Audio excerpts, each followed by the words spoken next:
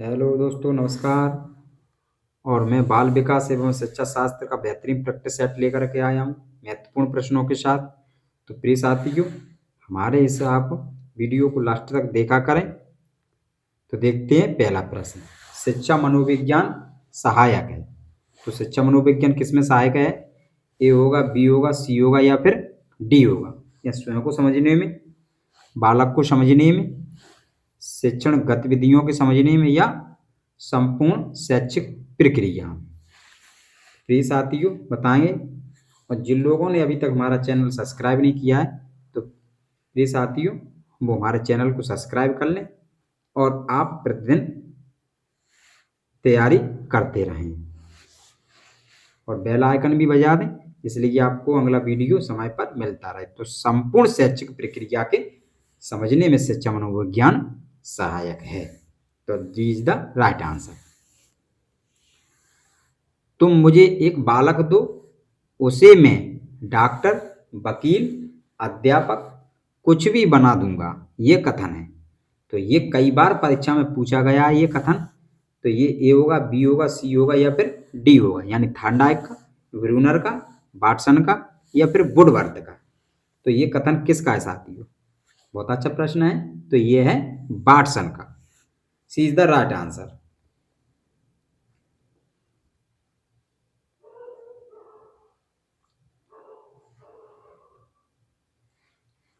देखते हैं अगला प्रश्न। किसके अनुसार शिक्षा शारीरिक, मानसिक व बौद्धिक विकास की प्रक्रिया है? तो ए होगा, बी होगा, सी होगा या फिर डी होगा, यानी फ्रॉबल, प्लेटो, थॉर्नडाइक या पेस्टोलॉजी। तो यह है प्लेटो के अनुसार साथियों। अगला प्रश्न। एक आदर्श अध्यापक में पाया जाने वाला गुण है? तो ए होगा, बी होगा, सी होगा या फिर डी होगा। तो एक आदर्श अध्यापक में कौन से गुण होने चाहिए? तो वो होनी चाहिए उपरोक्त सभी। लोकतांत्रिक, विषय वस्तु आधारित और बाल मनोविज्ञान का ज्ञान होना चाहिए। तो D is the right answer. 20वीं शताब्दी को बालक की शताब्दी किसने कहा? ये भी प्रश्न पूछा जाता है। तो ए होगा, बी होगा, सी होगा या फिर डी होगा। Valentine, crew and crew, Sigmund Freud या मॉर्गन। तो ये किसने कहा था? 20वीं शताब्दी को बालक की शताब्दी क्रू एंड क्रू ने कहा था साथियों। देखते हैं अगला प्रश्न। यदि विद्यार्थी पाठ में रुचि न लेते हों, प्रतीत हों, तो शिक्षक को चाहिए कि वह ए होगा, बी होगा, सी होगा या फिर डी होगा। तो यानी उसे शिक्षण विधि बदल दें, दृश्य श्रव्य सामग्री का प्रयोग में लाकर पाठ को रुचिकर बनाएं, या कक्षा में चले जाएं, या कक्षा में कोई अन्य कार्य करना प्रारंभ करें। तो यदि जब बालक किसी में रुचि नहीं लेता है तो शिक्षण विधि को बदल देना चाहिए साथियों। तो ए इज द राइट आंसर।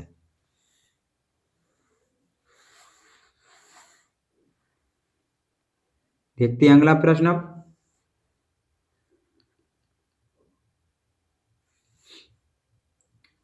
व्यवहार का करना पक्ष डॉट डॉट में आता है? ए होगा, बी होगा, सी होगा या फिर डी होगा। तो व्यवहार का करना किसमें होता है? सीखने की गतिक क्षेत्र, सीखने के भावात्मक क्षेत्र, सीखने के मनोवैज्ञानिक क्षेत्र, सीखने के संज्ञानात्मक क्षेत्र। तो जो व्यवहारिक पक्ष होता है वो है सीखने के गतिक क्षेत्र के अंतर्गत आता है साथियों। ए इज द राइट आंसर। देखते हैं अगला प्रश्न। बच्चे उसी वातावरण में सीख सकते हैं जहां ए होगा, बी होगा, सी होगा या फिर डी होगा। उनके अनुभवों एवं भावनाओं को उचित स्थान मिले, उन्हें खेलने का मौका मिले, उन्हें मित्र बनाने का मौका मिले, कड़ा अनुशासन हो। तो बताएंगे इसमें क्या होगा। और हमारे इस वीडियो को अपने साथियों तक भी शेयर कर दिया करें साथियों, इसलिए उन तक ये वीडियो पहुंच सके। तुम्हारा घनिष्ठ मित्र हो या कोई रिश्तेदार हो, उसको भी शेयर करते रहें साथियों। तो ये हुआ ए इज द राइट आंसर। सामाजिकरण वह प्रक्रिया है जिसे बच्चे वयस्क सीखते हैं। तो ए होगा, बी होगा, सी होगा या फिर डी होगा। तो किसके द्वारा? परिवार से, विद्यालय से, श्रेष्ठ जनों से और इन सभी से। और कोई भी पढ़ाई है वो चंद दिनों में नहीं होती है, एक लंबी पढ़ाई हमेशा काम आती है। इसलिए आप टेट या सुपर टेट की तैयारी या इंटरव्यू डेमो की तैयारी करते रहें साथियों, क्योंकि परीक्षा कभी व्यर्थ नहीं जाती। तो इसमें D is the right answer. मानव जाति में वे कौन से व्यक्तिगत निर्धारक तत्व होते हैं जो मानव जाति के विविध कार्य को बताते हैं? ए होगा, बी होगा, सी होगा या फिर डी होगा। तो मानव जाति में कौन से तत्व आते हैं ऐसे जो उसकी विविधता को बताते हैं? बताएंगे साथियों, अच्छा प्रश्न है। तो वह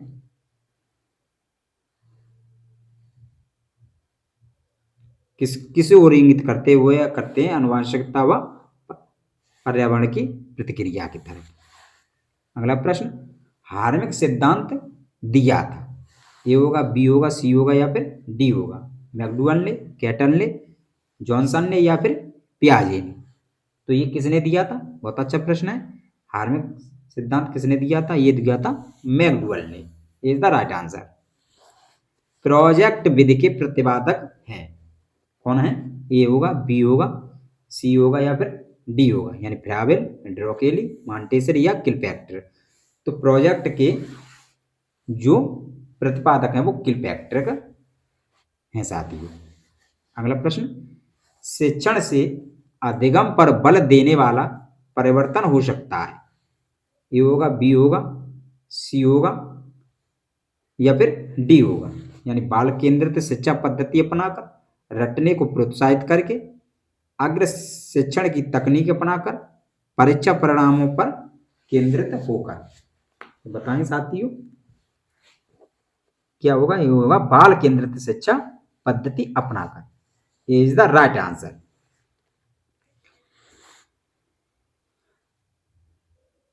ध्यान को केंद्रित करने की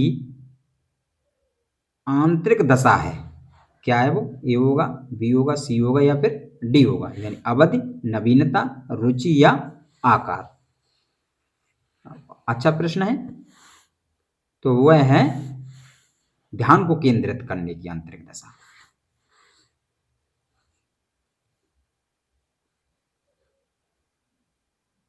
तो वह है रुचि, यानी किसी चीज में रुचि लेने से ही बालक जल्दी सीखता है।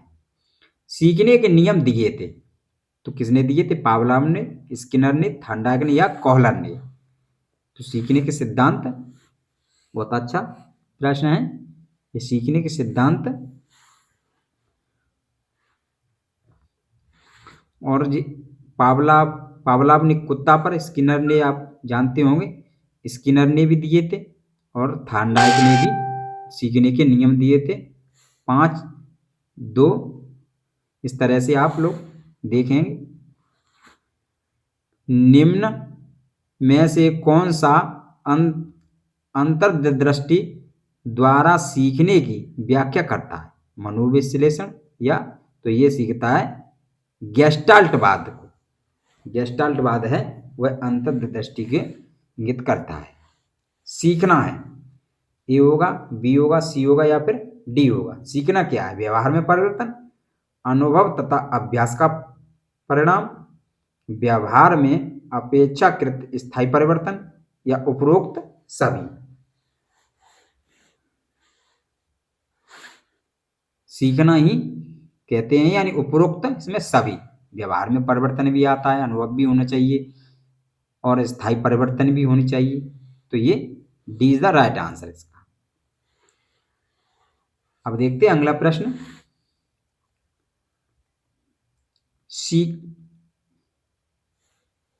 मानसिक आयु के प्रत्यय का सर्वप्रथम प्रयोग किया था? ए होगा, बी होगा, सी होगा या फिर डी होगा, यानी थॉर्नडाइक, गिलफोर्ड, स्पीयरमैन या विनय साइमन ने। तो ये दिया था विनय साइमन ने दिया था। मानसिक आयु के प्रत्यय का सर्वप्रथम 11 में दिया था ये।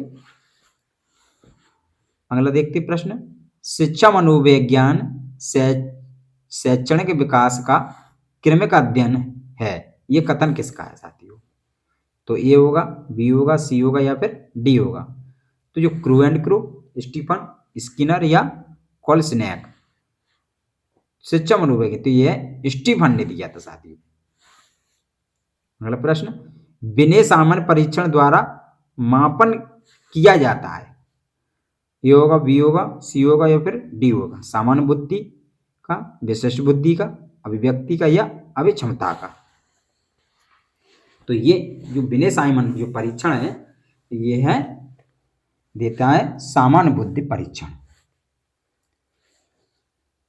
बुद्धि कार्य करने की एक विधि है, ये कथन किसका है साथियों? ये होगा, बी होगा, सी होगा या फिर डी होगा, यानी वुडवर्थ का, टर्मन का, बकिंघम का या विनय का। तो ये किसका है साथियों? अच्छा प्रश्न है। बुद्धि कार्य करने की एक विधि है, तो ये कथन है वुडवर्थ का।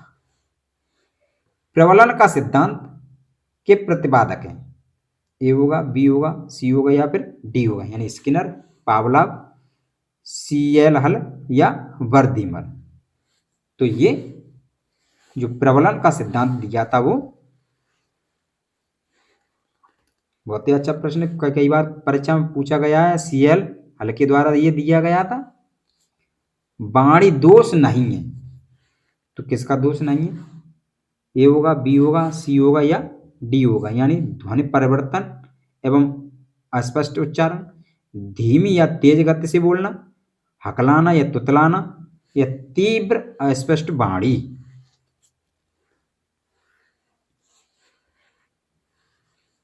बताएंगे। और मैं साथ साथ में आप लोगों को जीएस भी करा रहा हूं, तो जीएस के वीडियो भी आप देखा करें, और ये प्रैक्टिस सेट है उसके साथ साथ में प्रैक्टिस सेट भी लगाते चलें साथियों। तो धीमी या तेज गति से बोलना। अगला प्रश्न, व्यक्तित्व के संगठन का स्वरूप है, ए होगा, बी होगा, सी होगा या फिर डी होगा, यानी सामाजिक आर्थिक, मनोवैज्ञानिक शारीरिक, सामाजिक राजनीतिक, मनोवैज्ञानिक आध्यात्मिक। तो व्यक्तित्व के जो संगठन का स्वरूप है वो कौन सा स्वरूप सही माना गया है? अच्छा प्रश्न है।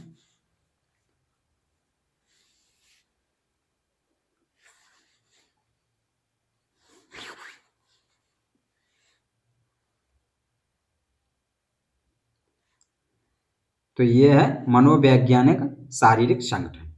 अगला प्रश्न, चिंतन संज्ञानात्मक पक्ष में एक मानसिक क्रिया है, यह कथन दिया है। तो जॉन डोवी ने, गिलफोर्ड द्वारा या क्रूज द्वारा या रॉस द्वारा।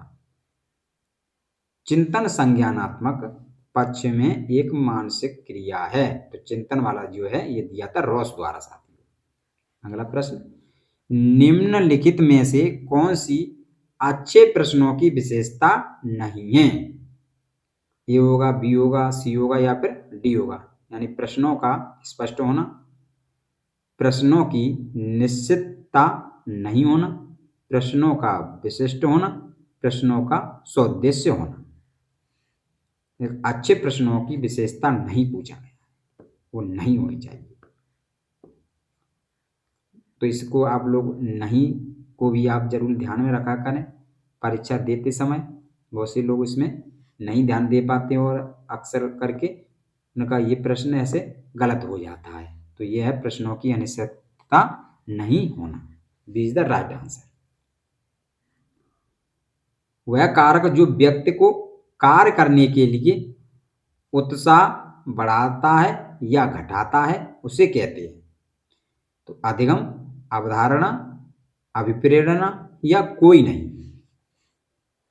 तो उत्साह को बढ़ाता है या घटाता है, तो किसी भी चीज को अभिप्रेरणा है से मोटिवेशन कहते हैं, तो वही क्या है, घटाता या बढ़ाता है प्रक्रिया।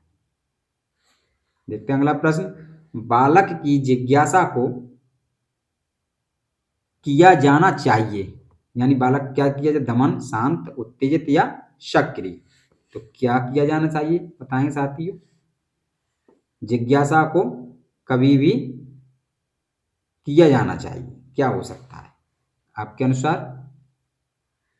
तो वह शांत, B is the right answer.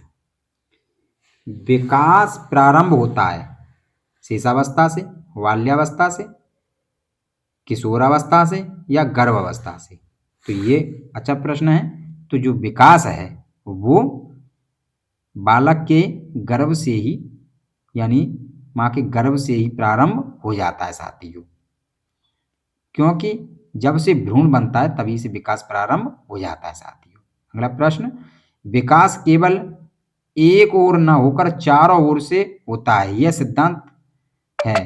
कैसा सिद्धांत है बताएंगे साथियों? वर्तुलाकार है, समान प्रतिमान है, क्रमबद्धता है या सामान्य से विशिष्ट है?